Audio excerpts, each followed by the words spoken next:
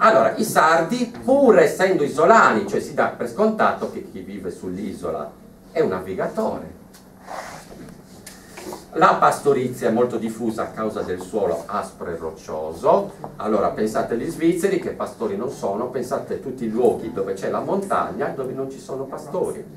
Allora, secondo il determinismo geografico, dove c'è un suolo aspro e roccioso, là c'è pastorizia e non si può fare, ad esempio, l'agricoltura.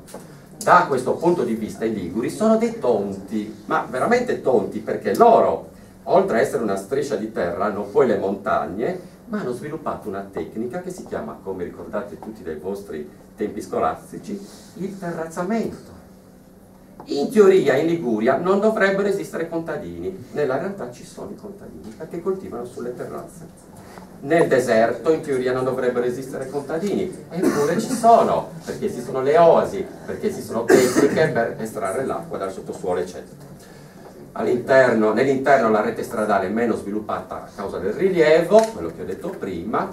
Allora, la pastorizia, anziché essere vista come una cultura, come una civiltà pastorale, c'è un fatto legato alla storia degli uomini, l'allevamento delle pecore e delle capre viene praticato con sistemi che sostanzialmente, questo è bellissimo, non sono mai cambiati dai tempi della conquista cartaginese. La versione alternativa è che i pastori sardi praticano la pastorizia come ai tempi di Omero, cioè che insomma è una cosa tipica, però sapete molto bene che la pastorizia sarda è la più tecnologicamente avanzata non nel Mediterraneo ma nel mondo.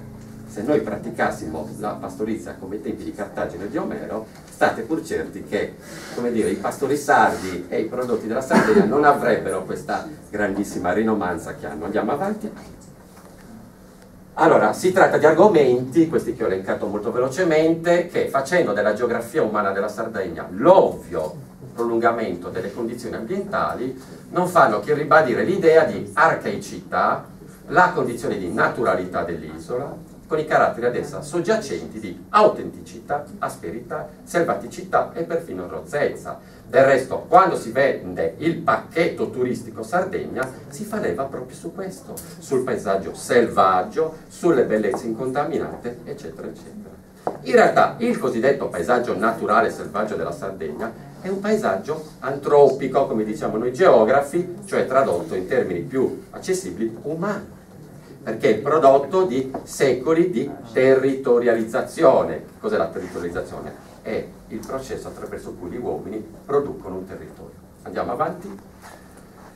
Allora, alcuni esempi. Maurice Lelanoux, che è un geografo francese che ha visitato con la moglie negli anni 30 la Sardegna, che è uno dei testi di riferimento. Allora, qua mi do, come dire, la zappa sui piedi. Noi geografi ancora non siamo riusciti a scrivere un testo coerente, unitario, sul territorio, sulla geografia umana sarda degli anni 2000.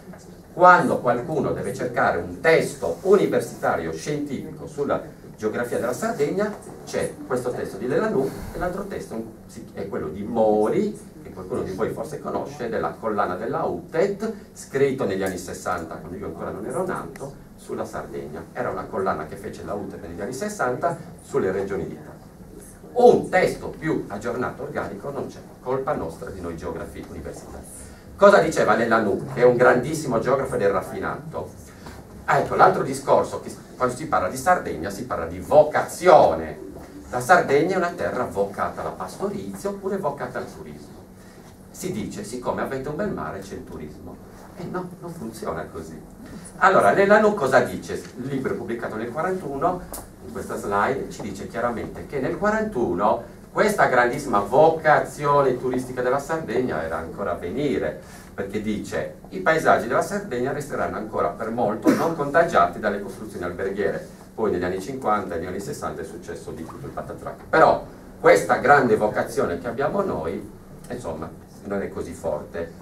Qua ci sarebbe da dire una cosa sul concetto di risorsa naturale, il mare della Sardegna, le bellezze naturali della Sardegna. Personalmente credo poco al concetto di risorsa naturale, perché risorsa scientificamente è qualcosa che diventa tale nel momento stesso in cui tu la utilizzi come risorsa. Banalmente, ai tempi di Dante, ai tempi di Petrarca, l'esistenza del petrolio era già nota, ma per Dante il petrolio non è una risorsa energetica, perché Dante non ha la tecnologia, Dante per modo di dire, attenzione, non ha la tecnologia per trasformare il petrolio in energia. Allora andiamo avanti con la prossima slide. Allora, questo è lo scrittore Junger, Terra sarda del 56. Questa immagine che continua a essere riproposta, guardate che i libri sulla Sardegna, gli opuscoli, tutto quello che volete, ripropongono questi luoghi comuni. Cos'è per questo scrittore tedesco, questo insomma, pensatore tedesco? La Sardegna è un'isola nell'immobile tranquillità delle sue valli, dove le lucertole si crogiolano al sole, è ancora possibile dormire un sonno leggero fra gli atomi della temporalità, cioè in Sardegna il tempo è fermo, cioè siamo ai tempi di Omero, siamo ai tempi appunto, il tempo non scorre.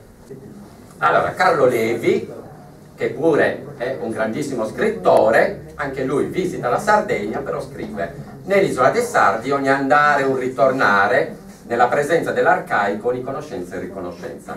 Anche Carlo Levi, per Carlo Levi, venire in Sardegna significa tornare, perché venire in Sardegna significa tornare in un'età primitiva arcaica, quindi tornare alle radici della civiltà, perché la Sardegna, in Sardegna non c'è storia, il tempo si è fermato. Andiamo alla prossima. Allora, in realtà tutte queste descrizioni, allora, perché interessano il geografo? Perché noi territorializziamo pensando queste cose. C'è un geografo che insegna a Torino, Giuseppe De Matteis, peraltro è nato a Cagliari, ma è piemontese, che paragona la rappresentazione geografica a un sentiero di campagna. Come funziona la rappresentazione geografica? Quando noi in mezzo all'erba troviamo un sentiero appena accennato perché c'è passato qualcuno prima di noi, ripercorriamo quel sentiero, calpestiamo con i nostri piedi la terra, ci facciamo strada e quindi rafforziamo, costruiamo anche noi quel sentiero fino a farlo diventare vero. Noi territorializziamo sulla base di queste idee. Allora, queste descrizioni non fanno che perpetuare un'immagine statica del territorio e non tengono conto dei cambiamenti avvenuti, sia le trasformazioni sociali, le bonifiche che hanno avuto, appunto, hanno trasformato il territorio in termini di reificazione, il prosciugamento delle paludi, la riforma fondiaria, eccetera, l'urbanizzazione, l'industrializzazione e così via. Allora, prendo questa espressione da Giacomo Mameli, la Sardegna delle eccezioni. C'è anche un cambiamento che va descritto e di cui ad esempio l'incontro di oggi è un esempio significativo, cioè il non darsi, come appunto diceva anche, si è detto nell'intervento precedente, lo smettere di darsi la zappa sui piedi, di pensare questa insularità come isolamento e di trasformare invece l'insularità in una risorsa, perché lo è. Allora, costruire un'idea di Sardegna che tenga conto dell'identità idem, cioè l'identità, quella del fatto che la Sardegna è un'isola fatta così, eccetera, eccetera, nel Mediterraneo occidentale, eccetera, eccetera, senza che ciò inibisca l'esigenza di valorizzare il patrimonio ancora potenziale. Possiamo costruire non una identità, perché personalmente mi stanno molto antipatici le parole al singolare, preferisco parlare di identità al plurale. Costruiamo delle identità anche perché stiamo su un territorio che è complesso, non è banale come invece ci viene mostrato. Insomma, un'altra territorialità è possibile. Sì, il geografo, a cosa serve la geografia? So che pensate tutti che la geografia non serve a niente, invece il geografo può avere una funzione sociale qualche volta, nel senso che il geografo è un esperto del territorio e non solo dice che è possibile, ma è necessario e urgente pensare a nuove occasioni di sviluppo locale e territoriale. Sotto ho messo 3 esempi banalissimi tra 1000 che potremmo fare.